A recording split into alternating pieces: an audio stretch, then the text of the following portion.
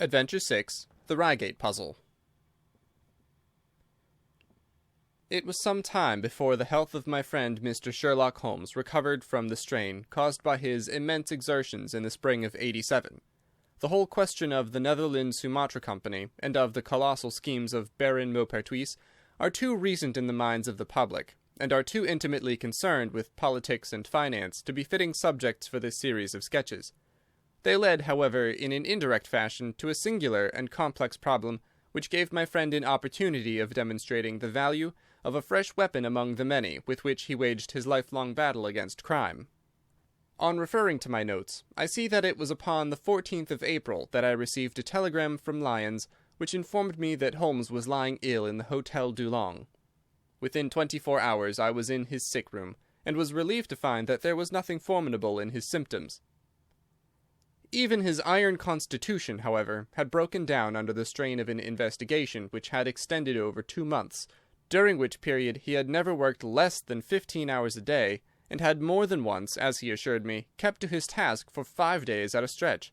Even the triumphant issue of his labours could not save him from reaction after so terrible an exertion, and at a time when Europe was ringing with his name, and when his room was literally ankle-deep with congratulatory telegrams, I found him a prey to the blackest depression. Even the knowledge that he had succeeded where the police of 3 countries had failed, and that he had outmanoeuvred at every point the most accomplished swindler in Europe, was insufficient to rouse him from his nervous prostration. 3 days later we were back in Baker Street together, but it was evident that my friend would be much the better for a change, and the thought of a week of springtime in the country was full of attractions to me also. My old friend Colonel Hayter, who had come under my professional care in Afghanistan, had now taken a house near Reigate in Surrey, and had frequently asked me to come down to him upon a visit. On the last occasion he had remarked that if my friend would only come with me, he would be glad to extend his hospitality to him also. A little diplomacy was needed, but when Holmes understood that the establishment was a bachelor one, and that he would be allowed the fullest freedom, he fell in with my plans, and a week after our return from Lyons we were under the Colonel's roof. Hayter was a fine old soldier who had seen much of the world, and he soon found, as I had expected, that Holmes and he had much in common. On the evening of our arrival, we were sitting in the Colonel's gun-room after dinner, Holmes stretched upon the sofa, while Hayter and I looked over his little armoury of Eastern weapons. "By the way," said he suddenly, "I think I'll take one of these pistols upstairs with me in case we have an alarm." "An alarm?" said I. "Yes, we've had a scare in this part lately. Old Acton, who is one of our county magnates, had his house broken into last Monday. No great damage done, but the fellows are still at large." "No clue?" asked Holmes, cocking his eye at the Colonel. "None as yet, but the affair is a petty one of our little country crimes, which must seem too small for your attention, Mr. Holmes, after this great international affair." Holmes waved away the compliment, though his smile showed that it had pleased him. "Was there any feature of interest?" "I fancy not. The thieves ransacked the library, and got very little for their pains. The whole place was turned upside down, drawers burst open, and presses ransacked, with the result that an odd volume of Pope's Homer, 2 plated candlesticks, an ivory letterweight, a small oak barometer, and a ball of twine are all that have vanished." "What an extraordinary assortment!" I exclaimed. "Oh, the fellows evidently grabbed hold of everything they could get." Holmes grunted from the sofa. "The county police ought to make something of that," said he. "Why, it is surely obvious that—" But I held up a finger. "You are here for a rest, my dear fellow. For heaven's sake, don't get started on a new problem when your nerves are all in shreds." Holmes shrugged his shoulders with a glance of comic resignation towards the Colonel, and the talk drifted away into less dangerous channels. It was destined, however, that all my professional caution should be wasted, for next morning the problem obtruded itself upon us in such a way that it was impossible to ignore it, and our country visit took a turn which neither of us could have anticipated. We were at breakfast when the Colonel's butler rushed in with all his propriety shaken out of him. "Have you heard the news, sir?" he gasped. "At the Cunningham, sir." "Burglary!" cried the Colonel with his coffee cup in mid-air. "Murder!" The Colonel whistled. "By Jove," said he. "Who's killed, then? The J.P. or his son?" "Neither, sir. It was William the coachman. Shot through the heart, sir, and never spoke again." Who shot him, then?"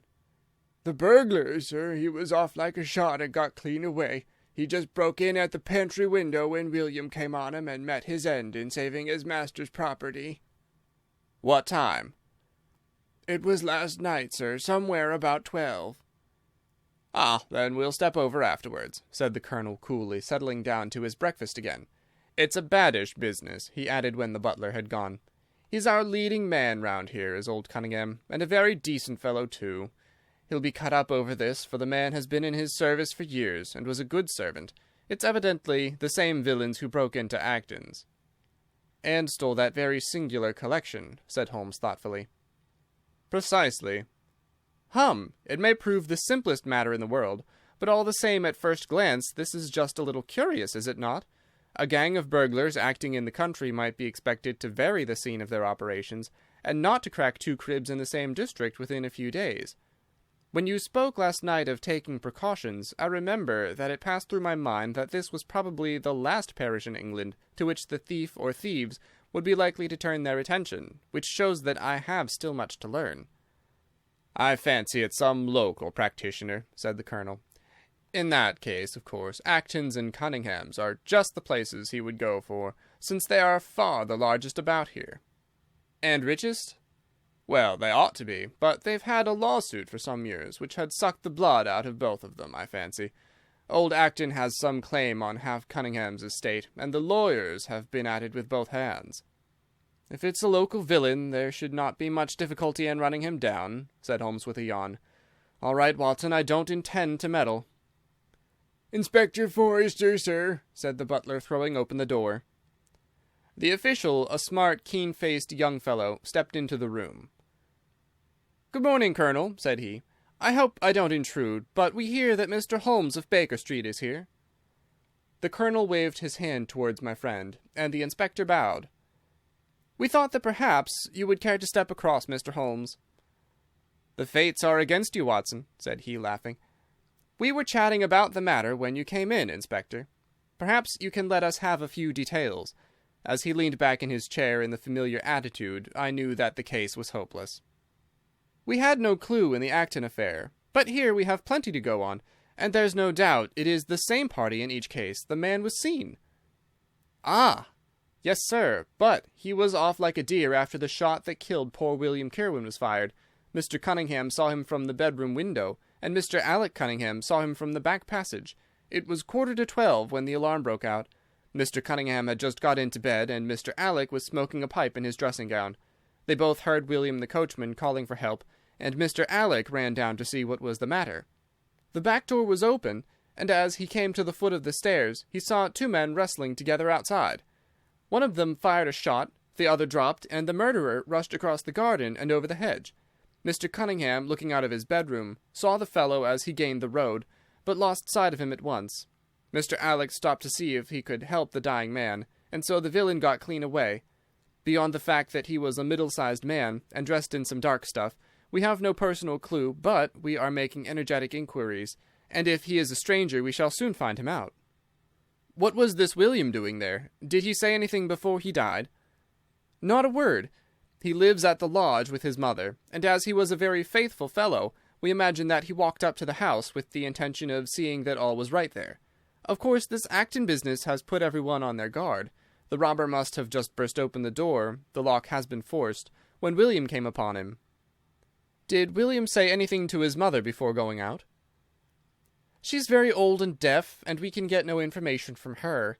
The shock has made her half-witted, but I understand that she was never very bright. There is one very important circumstance, however. Look at this." He took a small piece of torn paper from a notebook and spread it out upon his knee. "This was found between the finger and thumb of the dead man. It appears to be a fragment torn from a larger sheet. You will observe that the hour mentioned upon it is the very time at which the poor fellow met his fate. You see that his murderer might have torn the rest of the sheet from him, or he might have taken this fragment from the murderer. It reads almost as though it were an appointment." Holmes took up the scrap of paper, a facsimile of which is here reproduced. "D. at 11:45 learn what may be." "Presuming that it is an appointment," continued the inspector, "it is of course a conceivable theory that this William Kirwan though he had the reputation of being an honest man, may have been in league with the thief. He may have met him there, may even have helped him to break in the door, and then they may have fallen out between themselves. "This writing is of extraordinary interest," said Holmes, who had been examining it with intense concentration. "These are much deeper waters than I had thought." He sank his head upon his hands, while the inspector smiled at the effect which his case had had upon the famous London specialist. "Your last remark," said Holmes presently, "as to the possibility of there being an understanding between the burglar and the servant, and this being a note of appointment from one to the other, is an ingenious and not entirely impossible supposition. But this writing opens up—" He sank his head into his hands again, and remained for some minutes in the deepest thought. When he raised his face again, I was surprised to see that his cheek was tinged with colour, and his eyes as bright as before his illness. He sprang to his feet with all his old energy. "I'll tell you what," said he. "I should like to have a quiet little glance into the details of this case. There's something in it which fascinates me extremely. If you will permit me, Colonel, I will leave my friend Watson and you, and I will step round with the inspector to test the truth of one or two little fancies of mine. I will be with you again in half an hour." An hour and a half had elapsed before the inspector returned, alone. "Mr. Holmes is walking up and down in the field outside," said he.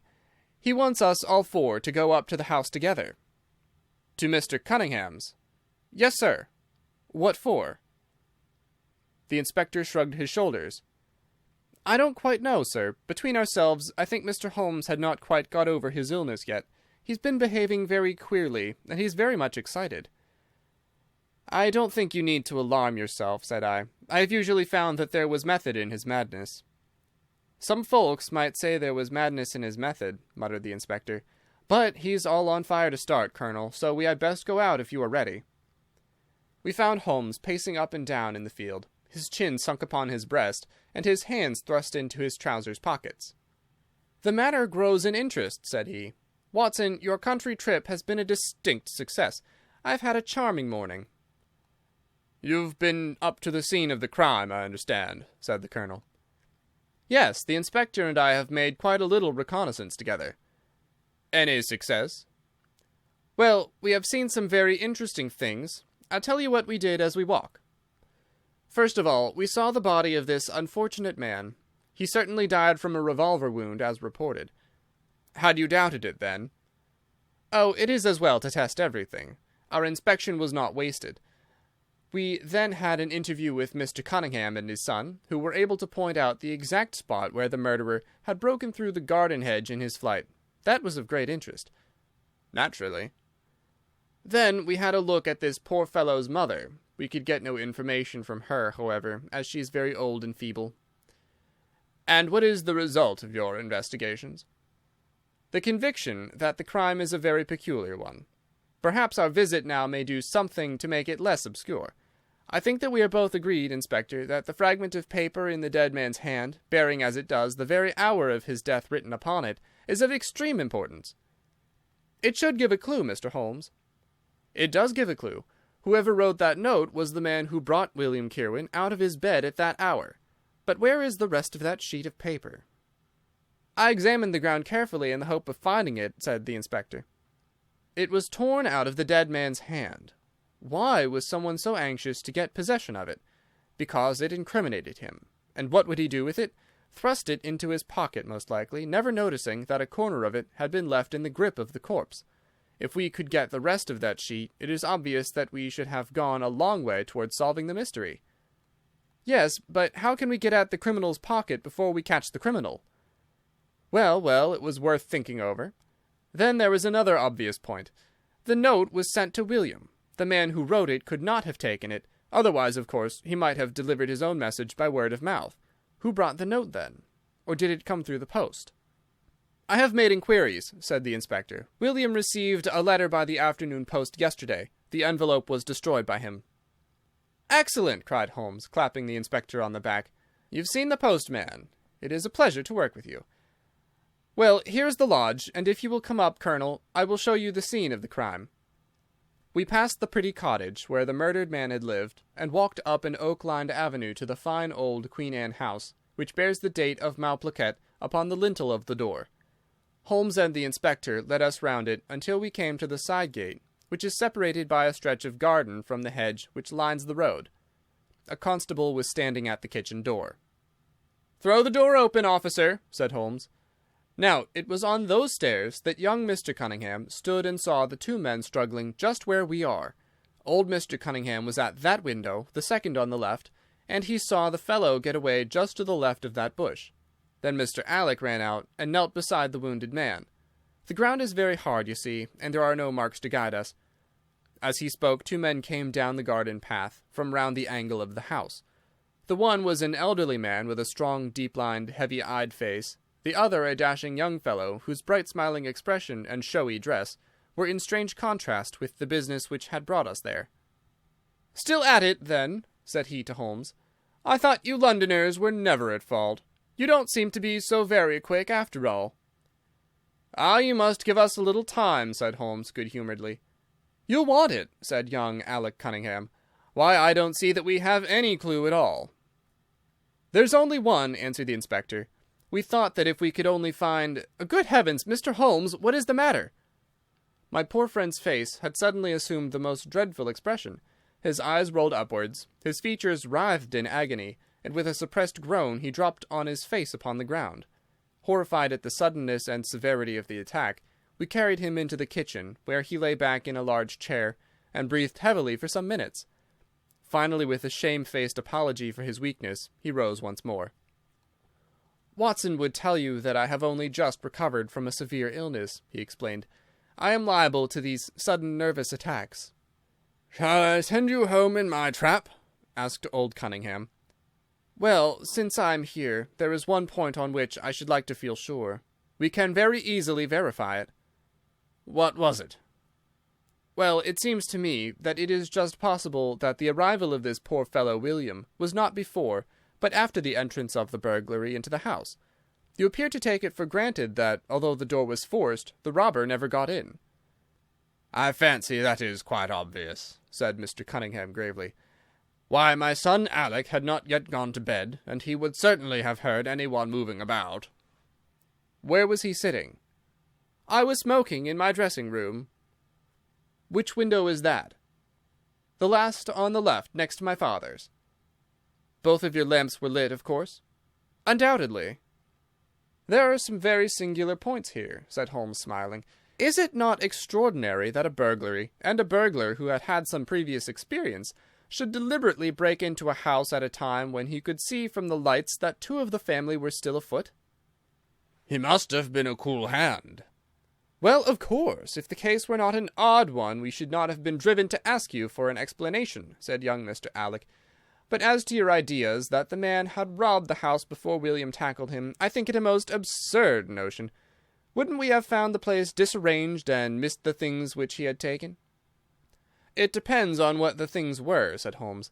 "You must remember that we are dealing with a burglar who is a very peculiar fellow, and who appears to work on lines of his own. Look, for example, at the queer lot of things which he took from Acton's. What was it? A ball of string, a letter weight, and I don't know what other odds and ends." "Well, we are quite in your hands, Mr. Holmes," said old Cunningham. "Anything which you or the inspector may suggest will most certainly be done." "In the first place," said Holmes, "I should like you to offer a reward, coming from yourself, for the officials may take a little time before they would agree upon the sum, and these things cannot be done too promptly. I have jotted down the form here, if you would not mind signing it. £50 was quite enough, I thought." "I would willingly give 500, said the J.P., taking the slip of paper and the pencil which Holmes handed to him. "This is not quite correct, however," he added, glancing over the document. "I wrote it rather hurriedly. You see, you begin, whereas at about 1:45 on Tuesday morning an attempt was made, and so on. It was at 11:45, as a matter of fact." I was pained at the mistake, for I knew how keenly Holmes would feel any slip of the kind.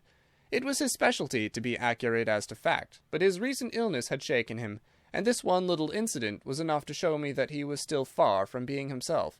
He was obviously embarrassed for an instant, while the inspector raised his eyebrows, and Alec Cunningham burst into a laugh. The old gentleman corrected the mistake, however, and handed the paper back to Holmes. "Get it printed as soon as possible," he said. "I think your idea is a good one."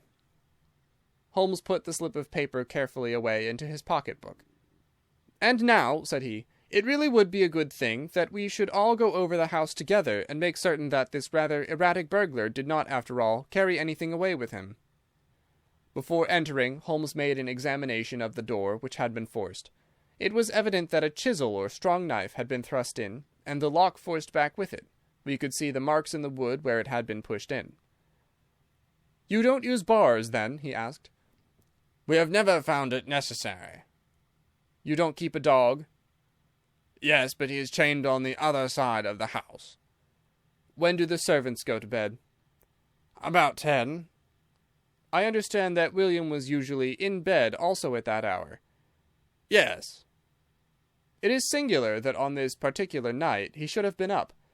Now, I should be very glad if you would have the kindness to show us over the house, Mr. Cunningham." A stone-flagged passage, with the kitchens branching away from it, led by a wooden staircase directly to the first floor of the house. It came out upon the landing opposite to a second, more ornamental stair which came up from the front hall. Out of this landing opened the drawing-room, and several bedrooms, including those of Mr. Cunningham and his son. Holmes walked slowly, taking keen note of the architecture of the house. I could tell from his expression that he was on a hot scent, and yet I could not in the least imagine in what direction his inferences were leading him. "My good sir," said Mr. Cunningham with some impatience, "this is surely very unnecessary. That is my room at the end of the stairs, and my son's is the one beyond it. I leave it to your judgment whether it was possible for the thief to have come up here without disturbing us." "You must try round and get on a fresh scent, I fancy," said the son with a rather malicious smile. "Still, I must ask you to humour me a little further. I should like, for example, to see how far the windows of the bedrooms command the front. This, I understand, is your son's room." He pushed open the door. "And that, I presume, is the dressing-room in which he sat smoking when the alarm was given. Where does the window of that look out to?" He stepped across the bedroom, pushed open the door, and glanced round the other chamber.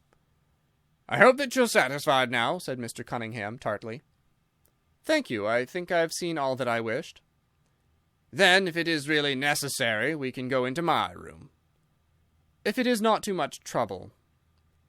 The J.P. shrugged his shoulders, and led the way into his own chamber, which was a plainly furnished and commonplace room. As we moved across it in the direction of the window, Holmes fell back until he and I were the last of the group. Near the foot of the bed stood a dish of oranges and a carafe of water. As we passed it, Holmes, to my unutterable astonishment, leaned over in front of me and deliberately knocked the whole thing over. The glass smashed into 1,000 pieces, and the fruit rolled about into every corner of the room. "You've done it now, Watson," said he coolly. "A pretty mess you've made of the carpet."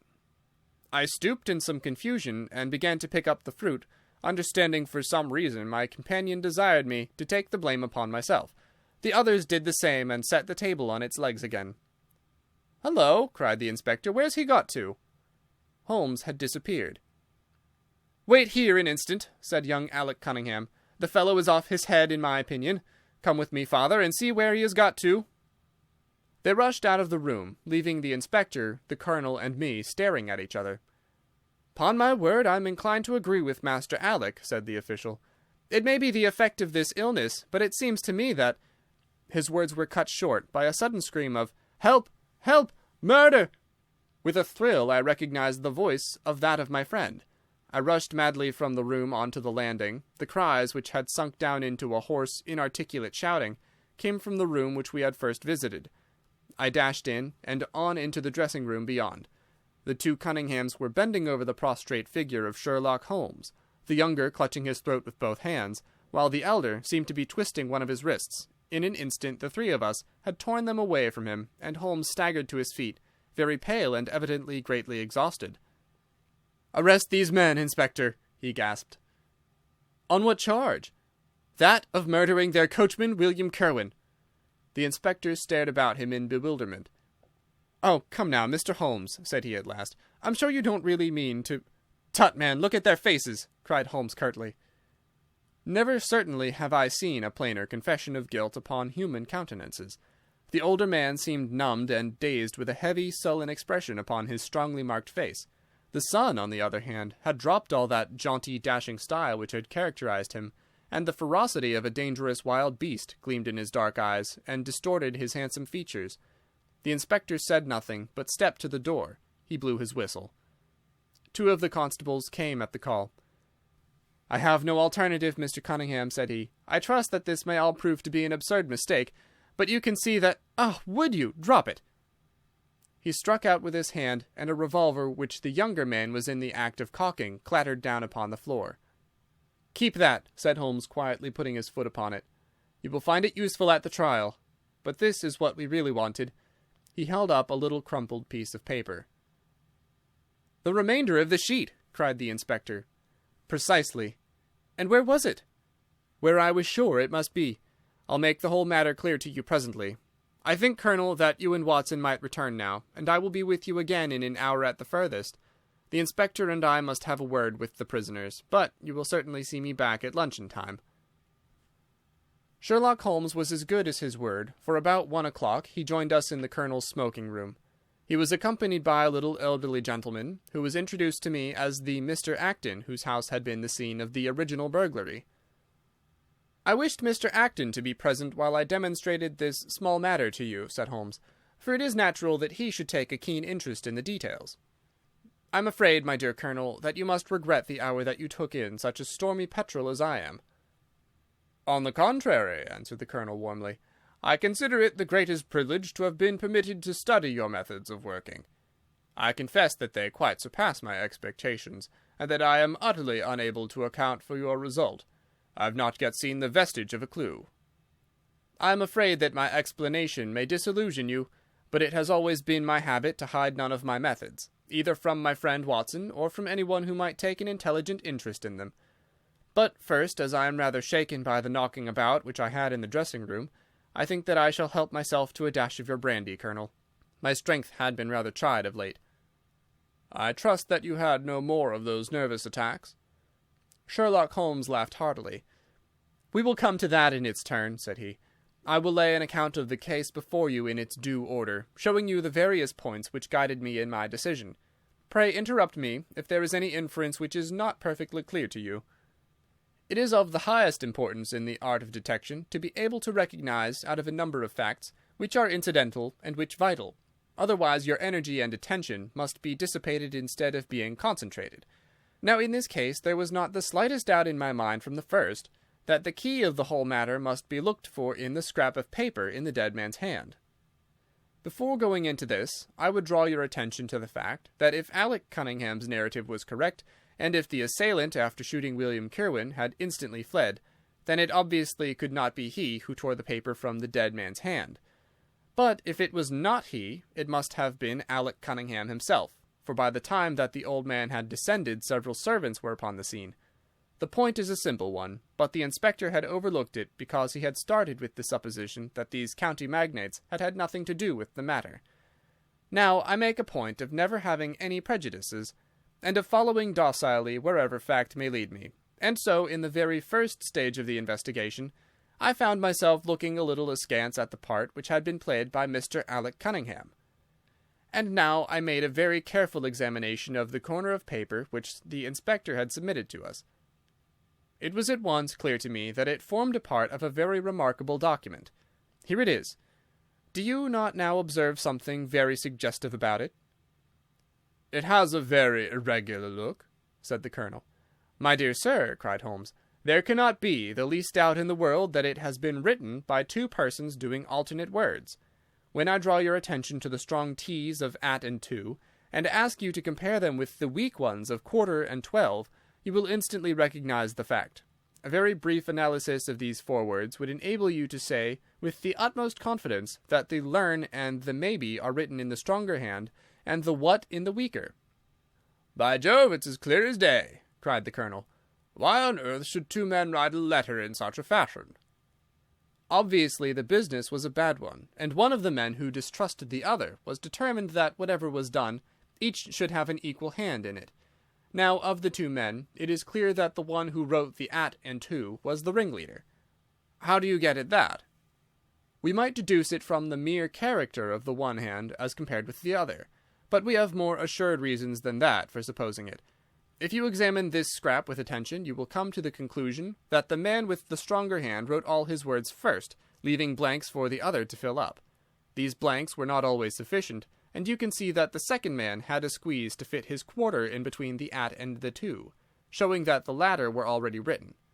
The man who wrote all his words first is undoubtedly the man who planned the affair. "Excellent!" cried Mr. Acton. "But very superficial," said Holmes. "We come now, however, to a point which is of importance. You may not be aware that the deduction of a man's age from his writing is one which has been brought to considerable accuracy by experts. In normal cases, one can place a man in his true decade with tolerable confidence. I say normal cases because ill health and physical weakness reproduce the signs of old age, even when the invalid is a youth. In this case, looking at the bold, strong hand of the one, and the rather broken-backed appearance of the other, which still retains its legibility although the T's have begun to lose their crossing, we can say that the one was a young man, and the other was advanced in years, without being positively decrepit." "Excellent!" cried Mr. Acton again. "There is a further point, however, which is subtler and of greater interest. There is something in common between these hands. They belong to men who are blood relatives. It may be most obvious to you in the Greek E's, but to me there are many small points which indicate the same thing. I have no doubt at all that a family mannerism can be traced in these two specimens of writing. I'm only, of course, giving you the leading results now of my examination of the paper. There were 23 other deductions which would be of more interest to experts than to you. They all tend to deepen the impressions upon my mind that the Cunninghams, father and son, had written this letter. Having got so far, my next step was, of course, to examine into the details of the crime, and to see how far they would help us. I went up to the house with the inspector, and saw all that was to be seen.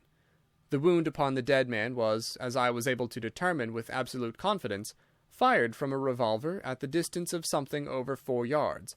There was no powder blackening on the clothes. Evidently, therefore, Alec Cunningham had lied when he said that the two men were struggling when the shot was fired. Again, both father and son agreed as to the place where the man escaped into the road.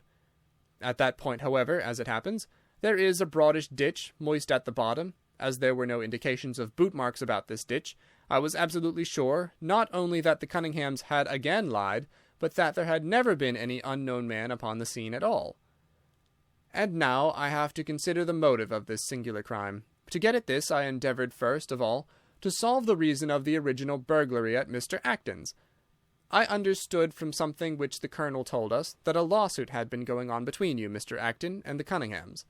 Of course, it instantly occurred to me that they had broken into your library with the intention of getting at some document which might be of importance in the case.